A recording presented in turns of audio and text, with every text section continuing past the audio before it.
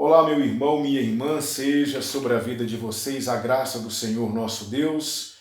É uma alegria poder nos reunir mais uma vez em culto ao Senhor, iniciando com a nossa escola bíblica dominical e daqui a pouco o nosso culto de louvor e exposição da palavra. Hoje é um dia muito especial, é o Dia das Mães. Quero já de antemão deixar aqui a minha singela homenagem a todas as mamães, dizer que é uma alegria poder congregar na mesma igreja que vocês. Quero expressar a minha gratidão pela vida de vocês e oro para que Deus continue dando a cada uma de vocês sabedoria, discernimento na condução, nesse auxílio que vocês têm dado aos seus maridos, cuidando dos filhos, auxiliando seus maridos no dia a dia. Vocês são imprescindíveis, vocês são vitais para o equilíbrio de nossas famílias. Por isso, mamãe, receba os meus parabéns e que toda sorte de bênçãos da parte de Deus recaia sobre a vida de vocês. Amém? Nosso Ministério Infantil também hoje terá celebrações especiais para comemorar juntamente com vocês o Dia das Mães. Eu quero nesse momento orar com vocês e hoje, dando continuidade ao assunto da semana passada, hoje eu quero falar com vocês sobre o Salvador, o nosso Senhor Jesus. Porque semana passada, nosso irmão Daniel muito bem nos ensinou acerca de algo que Deus fez para resolver o problema do pecado do homem e da mulher. Eles perceberam que estavam nus, coseram para si folhas, aventais feitos de folhas de figueira, mas o Senhor Deus providenciou um meio eficaz para que a sua vergonha fosse coberta, quando o Senhor Deus sacrificou um animal, retirou dele as suas peles e fez com essas peles túnicas que cobrissem a vergonha de Adão e Eva. Aquelas peles, aquele animal que foi sacrificado, ele apontava para o sacrifício perfeito que seria oferecido por nosso Senhor Jesus Cristo séculos mais tarde. E eu quero pensar sobre isso com vocês hoje, eu quero pensar especificamente sobre o Salvador. Mas antes eu quero orar com vocês, pedir ao Senhor que nos abençoe, para que possamos crescer no conhecimento dessa lição, que com certeza contribuirá para o nosso entendimento acerca da nossa própria redenção. Vamos orar? Pai, nós agradecemos ao Senhor, nós te louvamos, nós te glorificamos pela oportunidade que temos agora de estudar a tua palavra. Estamos com os nossos corações abertos para receber do Senhor tudo aquilo que o Senhor preparou para nós nessa manhã. Eu peço em nome de Jesus que o Senhor nos instrua e que ao final desta lição tenhamos crescido na graça e no conhecimento de nosso Senhor e Salvador Jesus Cristo. Muito obrigado pela oportunidade que temos agora, através deste canal, de nos conectar à sua palavra e aprendermos mais uma porção dela. Que o Senhor seja glorificado e engrandecido em todas as coisas. Aproveito, Senhor, para pedir a bênção do Senhor sobre a vida de todas as nossas mamães. Que o Senhor as cubra com sua graça, com seu cuidado, e que em nome de Jesus elas continuem sendo instrumentos do Senhor para que possamos ter famílias equilibradas, famílias abençoadas na igreja. Que nossas mães sejam abençoadas pelo Senhor. É o que nós te pedimos em nome de Jesus Cristo. Amém. Amém. Queridos, todos nós sabemos que ao longo da história da igreja, desde os primórdios, desde já a época em que a igreja primitiva deu os seus primeiros passos, sempre existiram e continuam existindo pessoas que têm se levantado contra os ensinamentos da palavra de Deus. Principalmente no tocante à pessoa do Senhor Jesus. Existem hoje, nós poderíamos hoje lançar mão de muitas informações que nos chegam acerca de pessoas que se debruçam sobre livros, se debruçam sobre pesquisas, para de alguma maneira tentarem desconstruir essa ideia que já atravessou 2000 anos, ideia esta que nos é apresentada pela palavra de Deus, que consolida a nossa fé acerca da pessoa bendita de Jesus, mostrando que Jesus Cristo é, principalmente, o cumprimento daquilo que o Antigo Testamento afirmava que ele seria. Então existem pessoas que verdadeiramente se aplicam muito a essa missão de tentarem, de alguma maneira, desconstruir a fé no Salvador e principalmente retirar do cristianismo toda essa áurea de religião transcendente, de religião que verdadeiramente nos conecta com Deus. Para muitos, o cristianismo é apenas isso, uma tentativa de oferecer ao mundo uma alternativa que melhore a conduta e que traga pelo menos uma consciência mais tranquila naqueles que professam a fé cristã. Eu poderia falar para você, por exemplo, de muitos céticos, de muitos ateus, que não duvidam da existência do Jesus histórico. Se você hoje lançar mão de muitos historiadores sérios, é praticamente unânime a afirmação de que Jesus de fato existiu. O Jesus histórico, ele realmente existiu, e nós temos aí o nosso próprio calendário para comprovar a existência de Jesus Cristo, porque o nosso calendário é dividido entre antes de Cristo e depois de Cristo, não é? Mas esses historiadores, esses pesquisadores, eles param por aí. Para eles, Jesus de fato existiu, ele foi um homem muito sábio, um homem de uma sabedoria impressionante.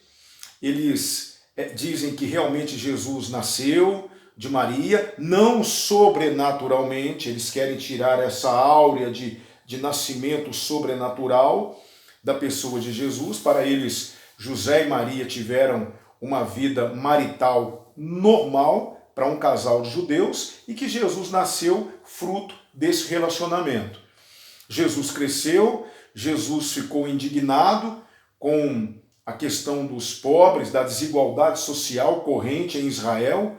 Ele ficou indignado com a opressão do Império Romano, com a opressão das lideranças judaicas, e ele então se tornou um ativista político que visava lutar pelas causas dos pobres, dos marginalizados, daqueles que eram desprezados. Ficou ao lado desse público e por conta disso ele foi traído e morto na cruz, foi crucificado, mas não ressuscitou, e para estes os seus restos mortais jazem em algum local da Palestina e ainda não se tem notícia desse local porque nenhum arqueólogo conseguiu descobrir de fato a tumba ou a sepultura de Jesus de Nazaré. Então observe que para muitas pessoas não é contestável a história de Jesus Cristo no que tange a essa história comum e bem humana do nosso Salvador. Mas eles contestam a parte espiritual da pessoa de Jesus, eles não aceitam a deidade de Jesus, não aceitam os milagres de Jesus, eles não aceitam a sua ressurreição. E eu digo para você que se você não crer no Jesus total, na verdade você não crê. Você apenas conhece uma história, não é? Existe uma grande diferença entre se conhecer a história de Jesus e se conhecer o Jesus da história. E é sobre isso que eu gostaria de falar para vocês. Se nós averiguarmos nas páginas do Antigo Testamento, nós vamos encontrar muitas profecias que apontavam direta ou indiretamente para o Messias. Nós vamos ter, por exemplo, vários salmos que nós denominamos de salmos messiânicos, que de alguma forma nos apresentam alguma faceta da vida de Jesus. Alguns salmos falam, por exemplo, da sua morte, alguns salmos falam sobre como ele seria traído, outros salmos falam da sua ressurreição. Profetas profetizaram acerca de Jesus Cristo. Se você leu o livro do profeta Isaías, Isaías fala muito do Messias. Nós vamos ter aí um conhecimento profundo acerca do ministério terreno de Jesus. Então, o Antigo Testamento, na verdade, é uma parte da nossa Bíblia, uma parte da revelação que possui diversas profecias que apontam para o Messias.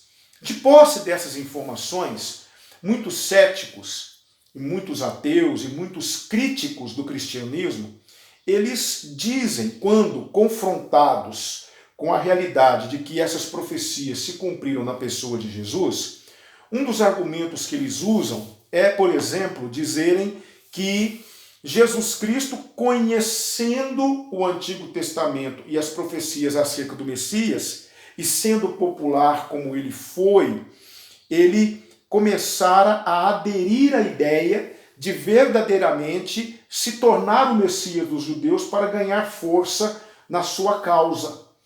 Muitos dizem que Jesus, entendendo que ele estava sendo realmente aceito e visto pelo seu público como o Messias de Israel, ele não ofereceu resistência a essa proposta, mas ele começou a agir de forma tal que muitas dessas profecias, de certa forma, se cumpriam nele. Ou seja, ele começou a manipular situações para fazer com que determinadas profecias do Antigo Testamento apontassem diretamente para ele. Entende?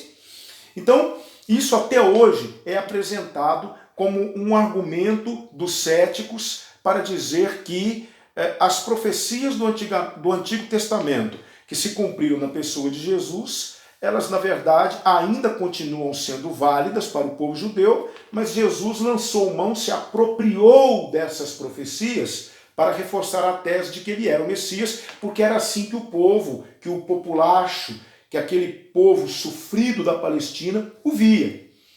Mas eu quero dizer para você que existem algumas ressalvas, algumas coisas que nós podemos contestar nesse argumento. Porque muitas das profecias do Antigo Testamento, elas apontavam para questões que, se Jesus fosse meramente humano, ele não teria como controlar. Por exemplo, as profecias no que diz respeito à sua morte. Jesus não tinha como controlar como seria, quando seria, de que maneira seria a sua morte. Jesus não tinha como controlar, por exemplo, o fato de que ele realmente morreria na sexta-feira e que suas pernas não seriam quebradas. Existem muitas coisas que fugiriam ao controle de Jesus se ele fosse meramente um personagem histórico, se ele fosse apenas um ativista político, alguém que estava interessado numa causa e lutou por essa causa. Existem questões, por exemplo, como seria a sua traição, como seria os momentos na cruz, o fato de que se ele seria ou não crucificado ao lado de dois malfeitores, tudo isso foi profetizado no Antigo Testamento acerca de Jesus Cristo. Por isso, quando você lê o Antigo Testamento, ele aponta para Jesus Cristo. E quando você lê o Novo Testamento, você vê essas profecias do Antigo Testamento se cumprindo cabalmente na pessoa do Senhor Jesus. Eu gostaria então que você ficasse com essas informações, porque pode ser que alguém vai chegar perto de você em um determinado momento e vai contestar alguma característica de Jesus, e você poderá mostrar para essa pessoa que, na verdade, Jesus cumpriu essa profecia porque aconteceu exatamente como a profecia disse que aconteceria. Nós temos aqui, por exemplo, eu gostaria de já começar, eu queria apresentar para vocês algumas dessas profecias, se vocês quiserem anotar, se vocês quiserem escrever, depois vocês podem voltar esse vídeo, eu posso postar essa lição para vocês aí na lista de transmissão, para que vocês tenham isso documentado. Mas eu quero apresentar para vocês agora algumas profecias do Antigo Testamento que se cumpriram cabalmente na pessoa de Jesus, para vocês verem que Jesus Cristo é realmente aquilo que a Bíblia diz que ele é. A nossa fé não é uma fé depositada num ser humano comum. A nossa fé, ela não está embasada apenas em informações históricas, senão o cristianismo seria apenas mais uma das milhares e milhares e milhares de religiões que existem no planeta. O cristianismo se distingue das demais religiões do planeta porque o seu líder está vivo. O seu líder, ele não está morto. Nós cremos pela palavra de Deus, por meio da fé que o Espírito Santo colocou no nosso coração, que o nosso Salvador, ele está vivo e é por causa dele que eu e você, hoje, estamos na presença de Deus e temos a clara evidência das Escrituras através da iluminação do Espírito Santo. Então preste atenção em algumas profecias que se cumpriram na pessoa de Jesus. A primeira delas já é uma profecia que, se Jesus fosse meramente humano, ele não teria controle. Veja só, Êxodo capítulo 12, versículo 46, quando Deus estava estabelecendo a Páscoa, Deus deu a ordem para que as famílias dos judeus matassem um cordeiro, ele deveria ser assado e comido com ervas amargas e pão sem fermento. Uma característica, uma coisa muito importante é que os ossos desse cordeiro não podiam ser quebrados, apontando para o Cordeiro de Deus, que séculos mais tarde seria pregado na cruz. Veja só uma coisa, e aqui eu provo por que Jesus não teria controle dessa profecia. Roma respeitava e muito a religião dos países conquistados. Roma respeitava.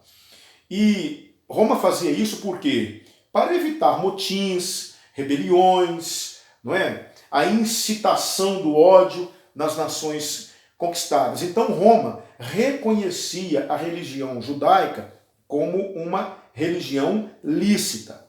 E o judeu, a religião judaica, para o judeu, era uma blasfêmia, era uma desobediência, era algo absurdo manter pessoas crucificadas na cruz na sexta-feira.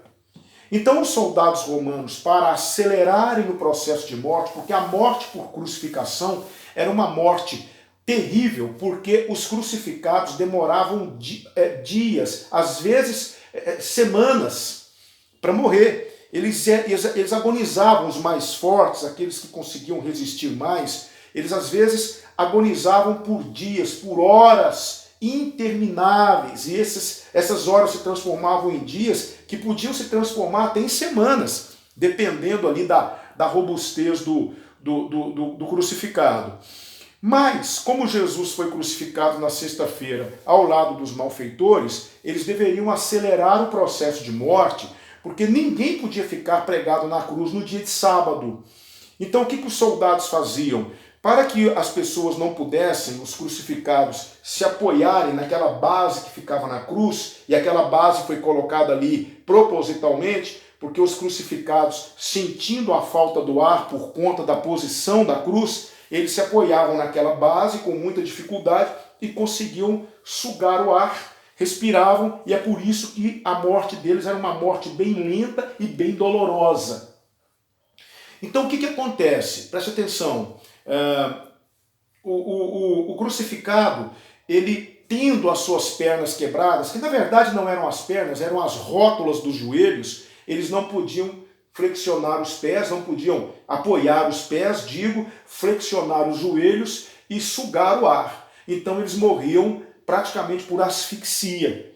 Esse era o processo. Por isso eles iam quebrar as pernas daqueles malfeitores para que eles pudessem morrer mais rápido. Era como se fosse até um tiro de misericórdia, viu, gente? Era como se fosse um ato de piedade, né? Quando eles foram quebrar as pernas de Jesus, para que se cumprisse a profecia de Êxodo capítulo 12, versículo 46, Jesus já havia morrido Por quê? Porque nenhum osso de Jesus poderia ser quebrado. Era uma profecia clara que se cumpriu em Jesus. Eu te pergunto, se Jesus fosse um mero homem, um líder político que estivesse lutando em prol de uma causa, ele teria como controlar esse processo? Jesus saberia que eles poderiam quebrar as suas rótulas? Claro que sim. Jesus saberia que, na verdade, para que as suas rótulas, para que os seus ossos não fossem quebrados, ele precisaria estar morto antes do pôr do sol. Como é que Jesus teria controle da própria morte? Então isso prova que Jesus, na verdade, essa profecia é uma profecia clara que apontava para Cristo, ela se cumpriu em Cristo, e isso mostra que todas as outras profecias no tocante a Jesus se cumpriram. Por exemplo, nós temos aqui em Números capítulo 24, versículo 17, a profecia de que o Messias seria rei de Israel. Lá em João capítulo 19, versículo 19, Pilatos manda colocar uma tabuinha em cima da cabeça de Jesus, dizendo: este é Jesus, o rei dos judeus. Não é? Jesus Nazareno, rei dos judeus. Os líderes judaicos até ficam indignados. Eles querem que Pilatos escreva, não diga que ele é rei dos judeus, mas que ele disse: sou o rei dos judeus. Jesus poderia imaginar que essa profecia seria cumprida cabalmente se ele fosse meramente humano? Não. Isso mais uma vez prova que Jesus, de fato, é o Messias. Ele cumpriu literalmente no seu corpo as profecias do Antigo Testamento. Nós temos, por exemplo, aqui em Deuteronômio 21, 23, uma profecia dizendo que o Messias ele seria feito maldito para redimir o homem. Paulo vai falar do cumprimento dessa profecia lá em Gálatas capítulo 3, versículo 13. Nós vamos ter também uma profecia dizendo que o Messias deveria ser descendente de Davi. Está lá no segundo livro de Samuel, capítulo 7, versículos 12 e 13, que se cumpriu em Mateus, capítulo 1, versículo 1. Permitam-me apresentar para vocês pelo menos mais 2 ou 3 profecias. Êxodo 17, de 1 a 6, fala daquele episódio da rocha, que Moisés fere e a rocha jorra água. Pois bem, ali é uma profecia de Cristo. Lá em 1 Coríntios capítulo 10, versículo 4, Paulo ele vai falar do cumprimento dessa profecia. Nós temos também a profecia de que o Messias seria chamado Filho de Deus. Está lá no primeiro livro das Crônicas, no capítulo 17, 13 e 14, que se cumpriu em Mateus 3, versículos 16 e 17. Uma outra coisa que se cumpre em Jesus está no Salmos 22, versículo 1b, quando o Messias ele fica desamparado por Deus, diz que ele seria desamparado por Deus, e se você ler Marcos 15, 34, você verá Jesus dizer: Deus meu, por que me desamparaste? Então observe que há várias profecias no Antigo Testamento que se cumpriram em Jesus, e algumas dessas profecias fugiriam ao controle de Jesus se ele fosse meramente humano. O fato é, meu querido, que não existe a menor possibilidade da nossa fé ser uma fraude, da nossa fé ser uma fé falsa. Não existe a menor possibilidade de nós estarmos cultuando alguém que morreu e alguém que não cumpriu, ou alguém que verdadeiramente não é aquilo que diz ser. O nosso Jesus Cristo é o cumprimento das profecias do Antigo Testamento. Ele está vivo e nós somos totalmente dependentes de sua graça. Eu quero encerrar essa aula mais objetiva dizendo para você uma coisa que nós nunca podemos esquecer, e Satanás trabalha para retirar isso do nosso coração. Jesus é o nosso substituto. Jesus é aquele que veio nos salvar. Salvar de quê? Salvar da ira de Deus. O próprio Senhor Jesus diz assim lá em João capítulo 3, versículo 36. Todo aquele que crê no Filho tem a vida eterna. Mas todo aquele que não crê no Filho não verá a vida, mas sobre ele permanece a ira de Deus. Lá em Amós, no capítulo 4, versículo 12, a palavra de Deus diz assim: prepara-te para te encontrares com o Senhor teu Deus. Paulo, escrevendo aos Romanos, lá no capítulo 14, versículos 10 a 12, ele vai dizer que todos nós havemos de comparecer perante o tribunal de Cristo. Lá em Eclesiastes capítulo 12, versículo 14, a palavra de Deus diz que Deus trará a juízo toda obra, até as que estão ocultas, quer sejam boas, quer sejam más. Então haverá um juízo, haverá um julgamento. Um dia Deus chamará a humanidade para um acerto de contas. Assim como ele já fez isso lá na época do dilúvio, Deus chamará o homem para um acerto de contas. E Jesus Cristo veio me salvar justamente desse momento. Por isso que Paulo vai dizer lá em Romanos capítulo 8, que agora não há nenhuma condenação para aqueles que estão em Cristo Jesus. Ou seja, Cristo Jesus, ele morreu, ele sofreu no seu corpo todo o castigo destinado a mim e a você. Ele é o nosso substituto. Ele é o cordeiro que tirou o nosso pecado. Ele é o cordeiro que apaga as nossas transgressões. Por isso que João vai dizer lá na sua primeira carta, no capítulo 1, que o sangue de Jesus Cristo, ele nos purifica de todo pecado. Ele nos purifica de toda injustiça. Então, quando o juízo, a ira de Deus vier sobre a terra, assim como o anjo da morte passou por cima das casas, em cujos umbrais das portas estava o sangue daquele cordeiro que havia sido morto e seria comido na Páscoa, todo aquele que tem na sua vida as marcas do sangue de Jesus derramado naquela cruz, não experimentará a ira de Deus. Foi isso que o nosso Salvador veio fazer. Eu preciso crer nisso. Se eu não creio em Jesus como meu Salvador, se eu não tenho Cristo como meu único e suficiente Salvador, eu ainda estou condenado. Eu ainda estou debaixo dos meus pecados. Quando Deus olha para mim, Ele ainda me vê como um pecador condenado. Ele ainda vê injustiça em mim. Ele ainda vê culpa em mim. É por isso que Jesus se colocou entre nós e Deus. Deus julgou o pecado da humanidade, mas não na humanidade. Ele julgou o pecado no seu Filho. Por isso, se você ainda não é um crente em Jesus Cristo, se você ainda não tem Jesus Cristo como seu Salvador e o sangue do Cordeiro não está sobre você, prepare-se. Você experimentará a ira de Deus. Um dia Deus vai chamar você para um acerto de contas. E você terá que dar contas a Deus de cada um dos seus pecados. E sabe de uma coisa? Você não conseguirá pagar a dívida. Porque a nossa dívida, ela estava crescendo, crescendo, crescendo, crescendo, até que Jesus Cristo veio e pagou o preço. Na cruz, ele rasgou o escrito de dívida que era contra nós. Paulo vai falar isso lá no livro de Colossenses. Então, meu querido, eu gostaria de deixar para você essa lição.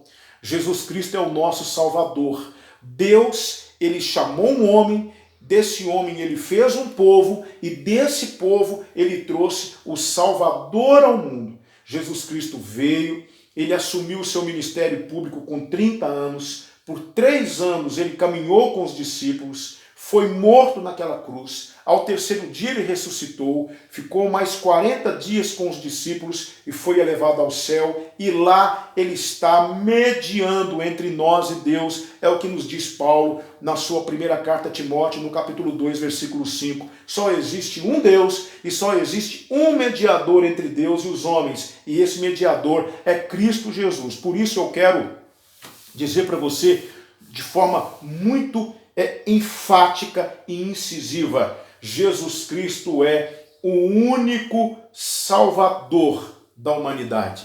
Religião não salva, pastores não salvam, padres não salvam, gurus não salvam, boas obras não salvam. Não somos salvos por aquilo que fazemos, mas somos salvos por aquilo que Deus fez. E o que foi que Deus fez? Deus enviou seu Filho ao mundo para que todo aquele que nele crê não pereça, mas tenha vida eterna. Você já crê em Jesus?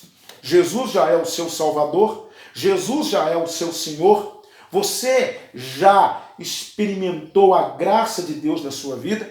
Foi para isso que Jesus Cristo veio. Ele não veio a esse mundo para ser um líder revolucionário. Ele não veio a esse mundo para ter o seu filme reproduzido por Hollywood. Ele não veio a esse mundo para deixar a sua marca na história simplesmente como alguém que fez a diferença e que defendeu uma causa qualquer. Não, ele veio a esse mundo com uma missão. Lá na sua oração intercessória, em João capítulo 17, ele vai dizer assim: eu te glorifiquei na terra, completando a obra que me deste para realizar. Jesus Cristo completou a obra que Deus havia lhe dado para realizar. E essa obra era pagar o preço do pecado do homem, aceitar a punição de Deus no lugar do homem, experimentar o juízo de Deus no lugar do homem. Foi por causa de Jesus, e é por causa dele, e será por causa dele, que nós não experimentaremos a justiça de Deus, porque a justiça de Deus já foi satisfeita, a ira de Deus já foi aplacada na pessoa bendita de Jesus Cristo.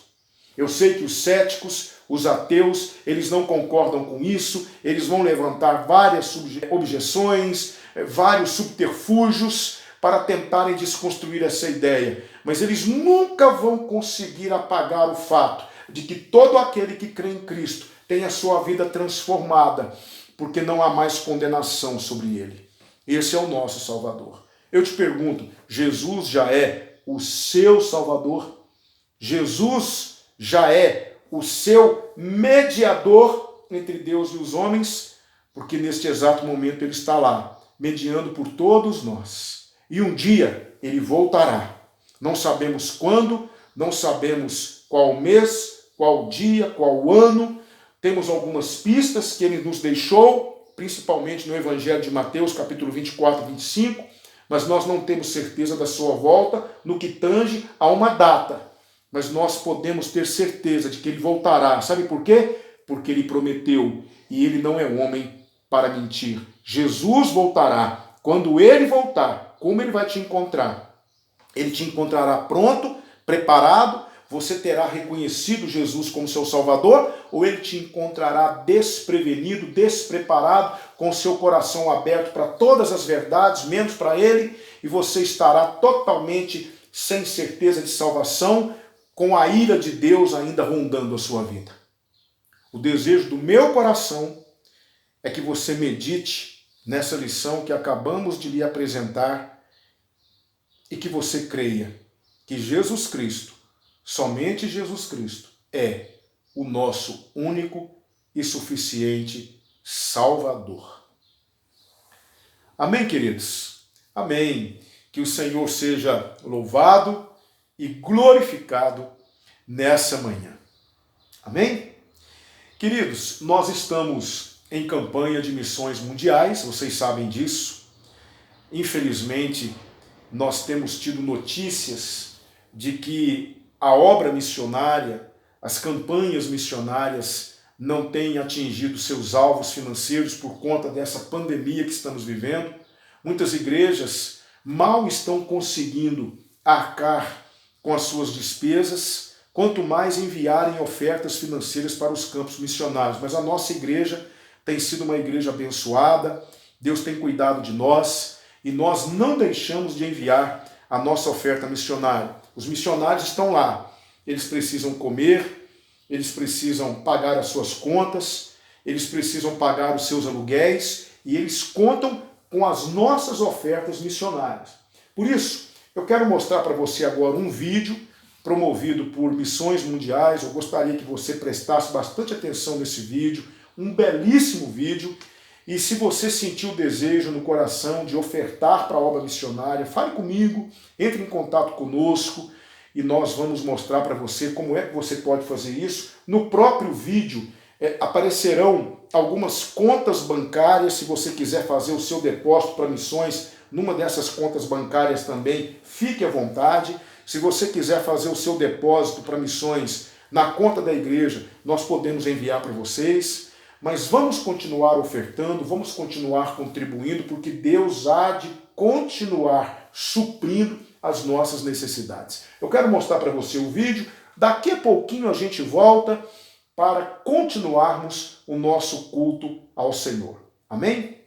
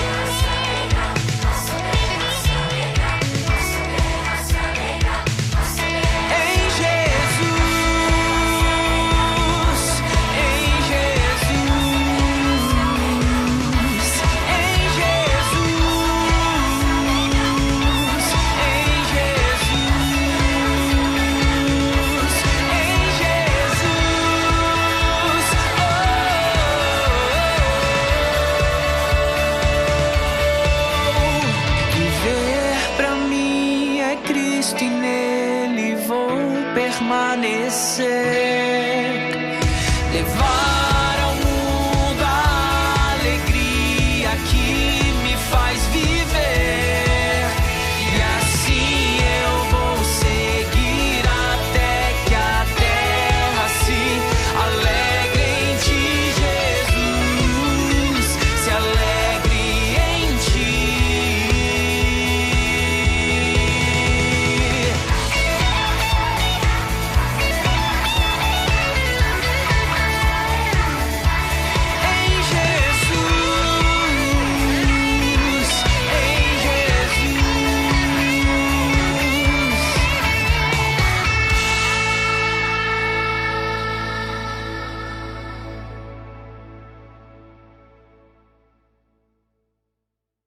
Viver pra mim é Cristo e nele vou permanecer. Levar ao mundo a alegria que me faz viver. Amém. Que assim seja. Faça a terra se alegrar, você também. Continue contribuindo para a obra missionária e você proporcionará aos nossos missionários a condição para que eles continuem pregando o Evangelho. Eu quero ler o texto dessa manhã com vocês, vamos em seguida louvar ao Senhor com o nosso ministério de música e minutos depois eu quero retornar para meditarmos naquilo que o Senhor falou ao nosso coração nessa manhã. Eu quero te convidar a ler um texto, nós já pregamos sobre esse texto na igreja, mas de vez em quando o Senhor traz novamente ao nosso coração alguns textos e Ele fala conosco através de outras formas, Ele nos dá outros pontos de vista, Ele nos apresenta outras lições ali naquele mesmo texto que estudamos. E eu queria convidar você hoje para abrir a sua Bíblia comigo aqui no segundo livro dos Reis. Eu gostaria de ler primeiro livro dos Reis, eu gostaria de ler com você o capítulo 19, por favor. Você pode abrir a sua Bíblia. Primeiro livro dos Reis, capítulo 19, nós vamos ler de 1 a 8. Primeiro livro dos Reis, capítulo 19, 1 a 8. Nós já pregamos sobre esse texto, mas naquela ocasião nós falamos sobre a questão da depressão. Aí usamos Elias como um exemplo, a depressão de Elias, mas hoje eu quero falar com você sobre outras questões. 1 Reis, capítulo 19, versículos 1 a 8 nos diz assim: Acabe contou a Jezabel tudo quanto Elias havia feito e como matara pela espada todos os profetas. Então Jezabel mandou um mensageiro dizer a Elias: Que os deuses me castiguem se até amanhã, a essas horas, eu não houver feito com a tua vida como fizeste a deles. Quando ele ouviu isso, fugiu para salvar a própria vida. Chegando a Berseba, que pertence a Judá, deixou ali o seu servo, mas ele entrou pelo deserto, caminho de um dia, sentou-se debaixo de um arbusto, em algumas traduções diz zimbro, e pediu para si a morte, dizendo: Já basta, ó Senhor, toma agora a minha vida, pois não sou melhor que meus pais. E deitado debaixo do arbusto, adormeceu. Então um anjo o tocou e lhe disse: Levanta-te e come. Ele olhou e à sua cabeceira havia um pão assado nas brasas e uma vasilha de água.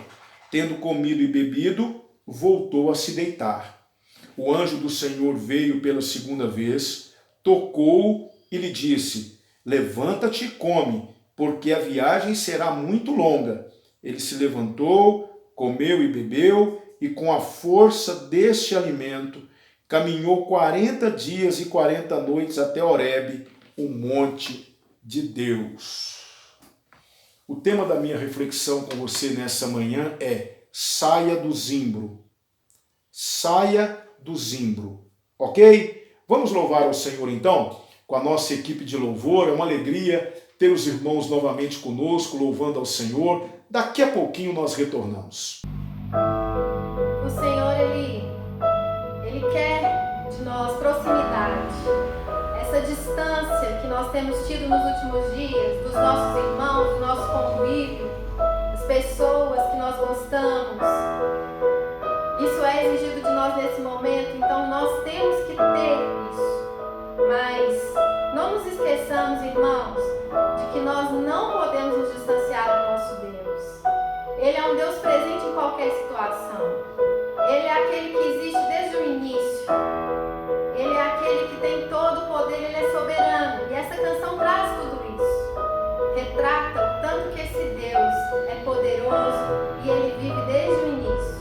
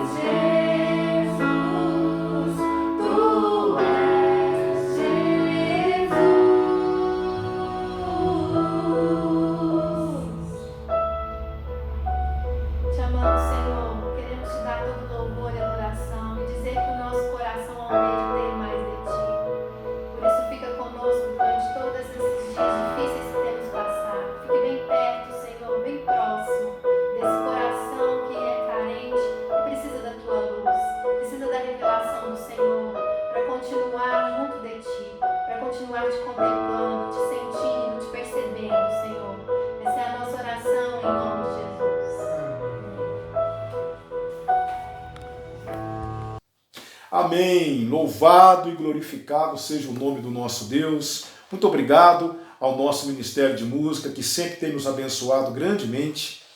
E agora eu quero meditar na palavra de Deus com vocês. Nós conhecemos essa história. Nós já lemos essa história diversas vezes. Quantas vezes você já leu a história de Elias? Eu tenho certeza que muitas vezes. E você sabe do que Elias fez. Elias foi aquele profeta que profetizou ali na época do reinado do rei Acabe, marido de Jezabel, e essa Jezabel, ela difundiu e muito em Israel o culto a Baal. Baal era uma divindade cananeia muito adorada naquela época, e os adeptos, os adoradores de Baal, eles acreditavam que Baal era o responsável pelo sol, pelas chuvas, por toda a produtividade do solo, pelas águas. Baal era o senhor das colheitas. Então, toda a colheita, todo o plantio, toda a produtividade do solo era atribuída a Baal. Mas por 3 anos e meio, a chuva cessou em Israel. Não havia chuva em Israel. Elias, então, ele vai para o Monte Carmelo, grave isso, Monte Carmelo, e lá ele desafia 450 profetas de Baal. Ele pede para que um altar fosse erigido, construído, ali eles colocam o sacrifício, Elias pede que eles molhem com água, molharam com água aquele altar muitas vezes, e ele vai invocar o nome do Senhor. Primeiramente, ele havia dado essa oportunidade para os profetas de Baal. Aqueles profetas ficaram o dia inteiro clamando a Baal, se retalhando, se machucando, pedindo a Baal para ouvi-los. Elias zombava deles, Elias gracejava deles por conta daquele culto ridículo, até que Elias se cansou e disse: agora chega. Baal não ouviu, não houve nenhuma resposta do céu, porque Baal não existia, era um falso Deus. Chegou a vez de Elias. Elias, então, ele clama a Deus. Deus, então, ouve a oração de Elias, e Deus manda fogo do céu e consome aquele holocausto. E o fogo foi tão intenso que até aquela água que escorreu do altar, ela evaporou por conta do ímpeto, da força daquelas chamas que foram enviadas do céu em oração, em resposta à oração de Elias. Que coisa maravilhosa. Pois bem, aqueles 450 profetas de Baal foram mortos. Acabe, então, contou isso para Jezabel. Acabe contou isso para Jezabel, que era uma das maiores defensoras do culto a Baal naqueles tempos. Jezabel, então, ela manda um recado para Elias, não é? Ela vai dizer para Elias, se você puder abrir comigo aí, novamente, no primeiro livro dos Reis, no capítulo 19, veja só o que Jezabel vai responder para Elias: que os deuses me castiguem se até amanhã, a estas horas, eu não houver feito com a tua vida como fizeste a deles. Aqui eu quero dizer uma coisa para vocês. Elias foi fantástico, foi fenomenal, foi extraordinário. Que força, que coragem, que homem extraordinário foi Elias. Mas ele era um homem sujeito às mesmas paixões que nós. Tiago vai dizer isso. Elias era um ser humano. E ele teve seus momentos de fraqueza. Quando Elias ouve que Jezabel estava ameaçando tirar a sua vida, e aqui eu quero te dizer uma coisa: às vezes Deus permite isso. Deus permite que o mundo nos ameace. Mas uma coisa é o mundo nos ameaçar, outra coisa é o mundo tocar em nós. Às vezes Deus permite que nós passemos por essas situações, que nós enfrentemos essas situações, que nós sejamos verdadeiramente ofendidos e ameaçados pelo mundo. Elias foi ameaçado por Jezabel. Mas eu te pergunto, cadê aquela força de Elias? Cadê o ímpeto de Elias? Cadê a coragem de Elias? Nesse momento, Elias, ele se enfraqueceu. Elias, ele fraquejou. Elias, ele foge para o deserto, está aqui no versículo 4. E quando ele chega no deserto, ele encontra um zimbro, que era um arbusto com uma folhagem assim, de tamanho razoável, que proporcionava uma sombra ao seu redor. Os viajantes, aqueles que viajavam pelo deserto, eles agradeciam muito quando eles encontravam um zimbro, porque eles se assentavam ali para se protegerem um pouco do calor, porque no deserto as temperaturas chegam a mais de 50 graus. Então encontrar um zimbro, um arbusto desse no deserto era uma alegria. Elias então encontrou um desses arbustos e o que foi que ele fez? Fugindo. Ele deitou debaixo desse arbusto. E ali ele quis ficar. O anjo do Senhor que estava acompanhando Elias, porque por mais que Elias estivesse passando por um momento de fraqueza espiritual, o Senhor nunca abandonou Elias. Mesmo quando nós deixamos de estar no monte da comunhão, no monte daquele relacionamento com Deus, e nós nos encontramos no zimbro do desânimo, no zimbro da tristeza, Deus não nos deixa de estar conosco. Em momento nenhum ele nos abandona. Mateus 28, 20, o Senhor Jesus Cristo disse que estaria conosco todos os dias até a consumação dos séculos. Não há a menor possibilidade de Deus nos abandonar. Pois bem, preste atenção. Elias estava ali enfraquecido, amedrontado, acuado, e ele vai para debaixo de um zimbro. E aí me chama a atenção algumas coisas aqui. Primeiro, a palavra de Deus nos diz aqui no versículo 5, que ele estava deitado debaixo do arbusto, debaixo do zimbro, ele adormeceu. Então o anjo do Senhor o tocou e lhe disse, levanta-te e come. O que Elias fez? Elias levantou, olhou, e aqui no versículo 6 diz que ele encontrou um pão assado sobre brasas e uma vasilha de água. Ele bebeu aquela água, comeu aquele pão, e o que foi que ele fez? Ao invés dele se levantar e dizer assim, pois não, Senhor, o que o Senhor quer de mim? Não, ele voltou a deitar. Ele voltou a deitar, ele se colocou novamente debaixo do arbusto, e o anjo do Senhor o toca a segunda vez, versículo 7, e fala, meu filho, levanta porque a jornada vai ser longa. Se você acha que acabou, você está enganado. Eu digo quando acabou. É Deus que diz quando acaba. Não somos nós. Não são os nossos achismos. É Deus que diz quando acaba. É Deus que diz, ponto final. Está na hora de você vir para mim. Às vezes a gente acha que chegou no fim. A gente acha que já deu. Acabou. Eu consigo vir só até aqui. Mas não. Absolutamente não. De maneira nenhuma. É Deus que diz quando acaba. E o Senhor está dizendo para Elias aqui, levanta Elias, come, porque a jornada vai ser longa. E sabe quanto tempo Elias teve que caminhar? E ele caminhou 40 dias e 40 noites. Ele não descansava. Ele caminhou quase mais de 900 horas sem parar. Até onde? Até Horebe, o monte de Deus. Preste atenção nisso, irmãos, porque isso tem tantas lições para a nossa vida. Isso tem tantos princípios espirituais para a nossa vida. Ou seja, Elias estava no Monte Carmelo.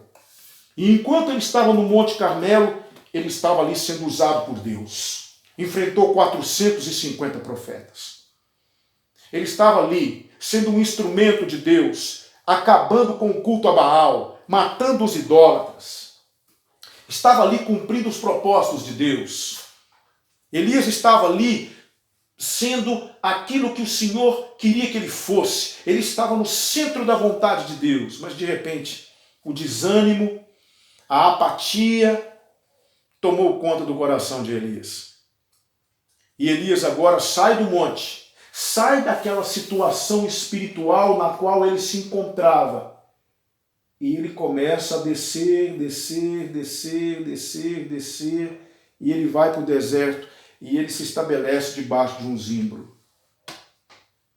E ali ele quer ficar. Ali tem sombra. Ali ele pode se deitar, ali ele pode dormir.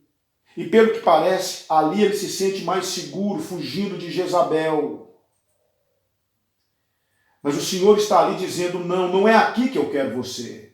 Eu quero você em outro monte. Você veio do monte e eu vou te levar para outro monte. Você vai para Horebe, o monte de Deus. Até chegar lá você vai ter que caminhar. Mas quando você chegar lá, você voltará a ser aquele Elias que você foi lá no Carmelo. Ai, irmãos, que coisa linda é essa para nós. Que lição. Que princípios maravilhosos eu vejo aqui. Eu aprendo, irmãos, que todos nós estamos sujeitos aos nossos altos e baixos. Nós não vamos, de maneira nenhuma, conseguir viver um nível espiritual acentuado a vida toda. Não.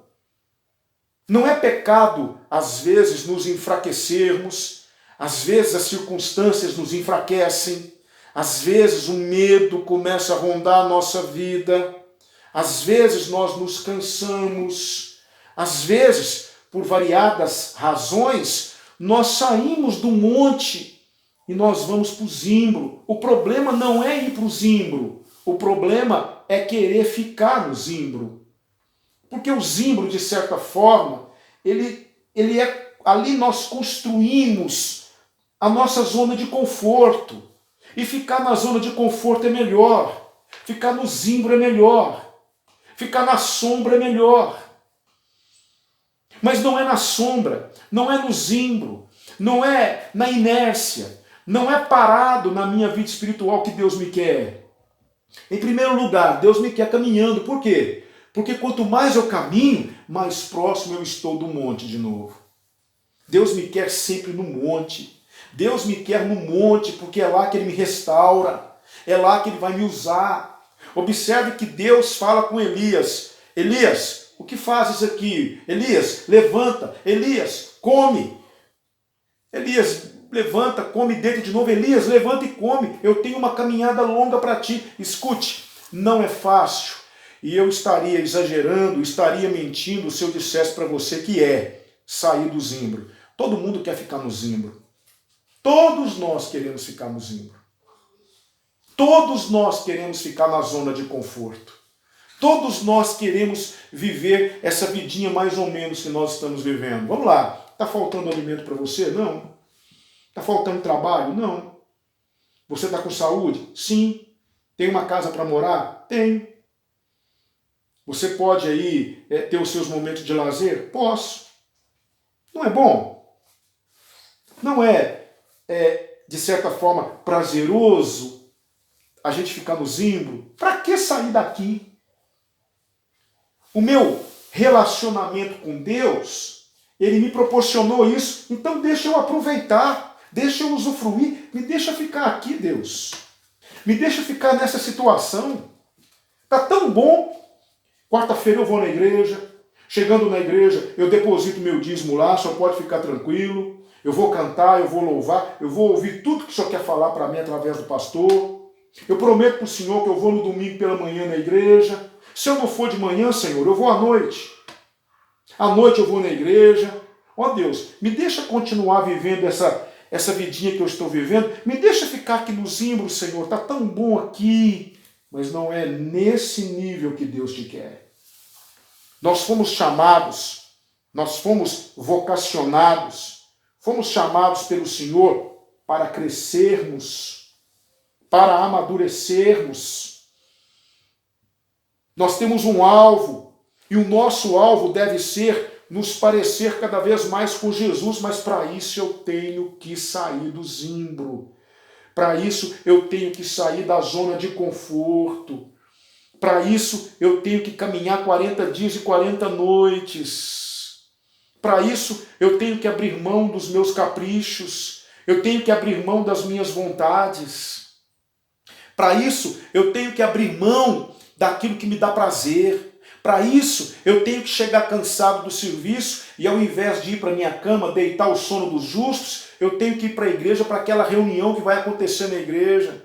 Para isso, eu tenho que deixar muitas vezes aquele lazer que eu estava planejando para segundo plano, porque naquele dia vai ter um culto de oração na igreja.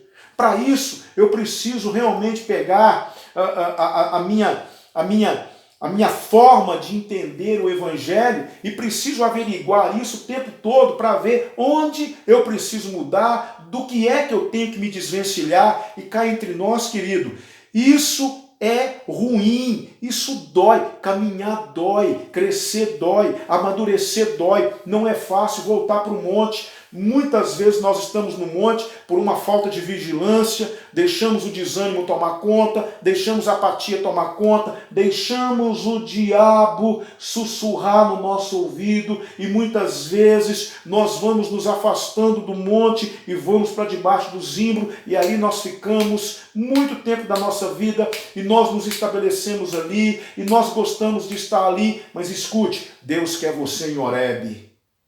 Você saiu do Carmelo? Mas eu te quero em Horebe. Eu quero você no monte de novo. Nós fomos criados para vivermos no monte da presença de Deus. Nós fomos chamados para vivermos no monte das experiências com Deus. Nós fomos chamados para abrirmos mão da superficialidade, da mediocridade, da hipocrisia, do fingimento, da mentira que nós muitas vezes alcançamos no zimbro, na zona de conforto, para uma vida de autenticidade, para uma vida de profundidade, para uma vida de um relacionamento sério e profundo com Deus. Mas para isso eu tenho que sair do zimbro e eu tenho que caminhar 40 dias e 40 noites sem parar. E isso é ruim, isso dói, isso machuca. Não deve ter sido fácil para Elias, mas quando Elias chegou no Horebe, ele vai para dentro da caverna e Deus começa a fazer uma restauração em Elias e Elias é restaurado. Elias volta a ser o Elias de antes e Deus fala, agora eu tenho uma missão para você. Vai para o deserto de novo. Olha que coisa interessante. Vai para o deserto. Você vai ungir Azael, rei da Síria. Você vai ungir Jeú, rei de Israel. E vai ungir o seu sucessor. Eu tenho uma missão para você ainda. Mas para você cumprir a minha missão, você tem que voltar para o monte. Você tem que voltar a ser aquele Elias que eu queria que você fosse. Olha que interessante. Elias veio do deserto, vai para o monte, aí Deus manda Elias para o deserto. Uma coisa é quando você vai para o deserto com uma missão, outra coisa é quando vai para o deserto fugindo. Eu quero te perguntar nesse momento, querido, onde é que você está? Você está no monte da presença de Deus, no monte do relacionamento com Deus, no monte da força com Deus, ou você está no zimbro? Você está acuado?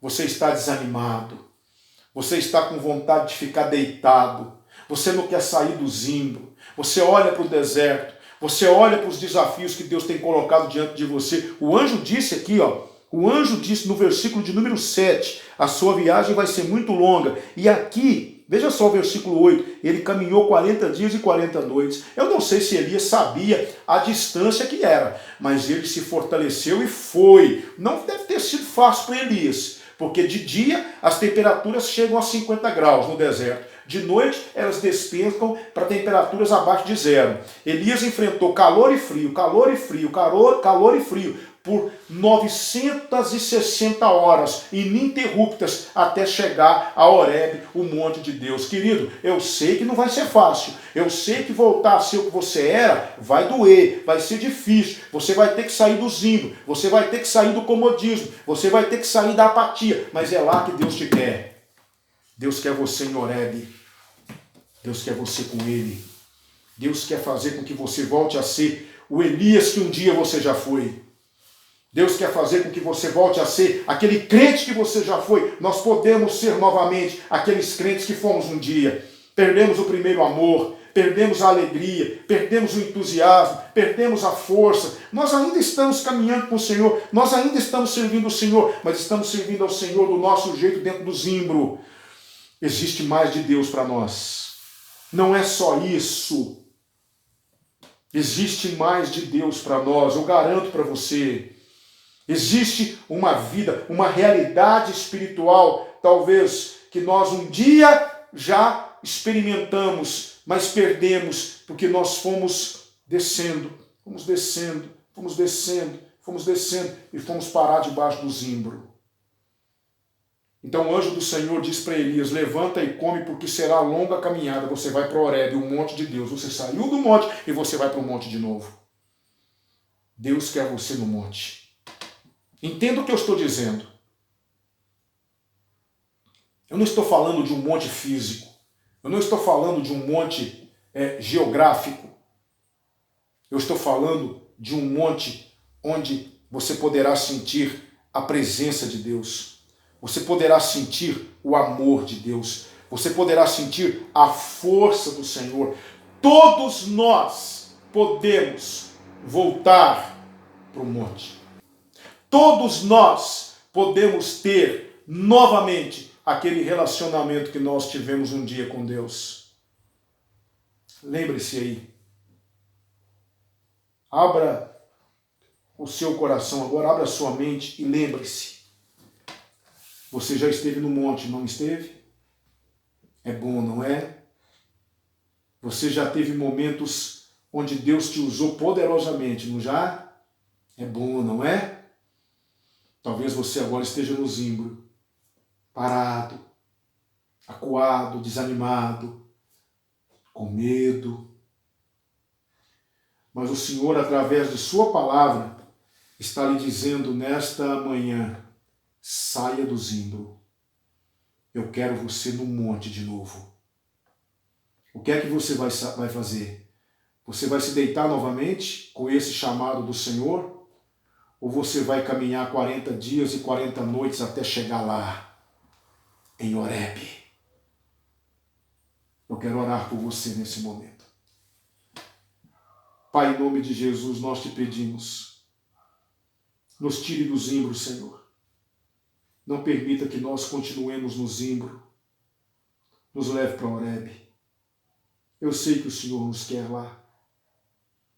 Permita que nós voltemos para lá. Permita que nós voltemos, ó Deus, a ser aqueles Elias que nós fomos um dia. Permita que nós voltemos a ser aqueles instrumentos que nós fomos um dia. Permita que nós voltemos, Senhor. Permita que nós voltemos a ter por Ti aquela paixão que tivemos um dia, aquele amor que tivemos um dia, aquela fome, aquela sede que tivemos um dia. Eu me lembro quando eu estava no monte, Senhor, quando eu estava no Carmelo. Ó Deus, eu quero, ó Deus, voltar para o monte. Permita que eu volte, Senhor. Eu sei que a caminhada vai ser longa, eu sei que não será fácil, mas me leva para Horebe, ó Deus. Leva-nos para Horebe, para que o Senhor tenha prazer em nós. Oramos agradecidos, no santo e poderoso nome de Jesus, nosso Salvador. Amém. Amém. Bendita seja a palavra do Senhor. Amém? Eu quero encerrar essa pequena reflexão, mais uma vez parabenizando as mamães pelo seu dia. Parabéns, que Deus continue abençoando as nossas mamães, continue derramando bênçãos sobre a vida de vocês. E quero aproveitar também para parabenizar todos os irmãos que estarão aniversariando durante a semana. Você vai ver agora o nome de todos eles, a data do aniversário, e eu já deixo aqui um abraço do pastor e um abraço de toda a igreja para vocês que completarão mais um ano de vida nessa semana. Que Deus abençoe vocês, aguardo vocês hoje à noite, e eu quero falar com vocês hoje à noite sobre uma mãe extraordinária, cujo exemplo está registrado aqui nas páginas deste livro, mais especificamente no Novo Testamento. Eu quero falar para vocês de Maria, a mãe de Jesus. Nós vamos meditar sobre um episódio onde a mãe de Jesus estava presente, lá em João capítulo 2, e ela nos ensina lições preciosas ali. Até logo mais, Deus abençoe vocês, bom almoço, bom domingo, feliz Dia das Mães, Deus abençoe todos vocês.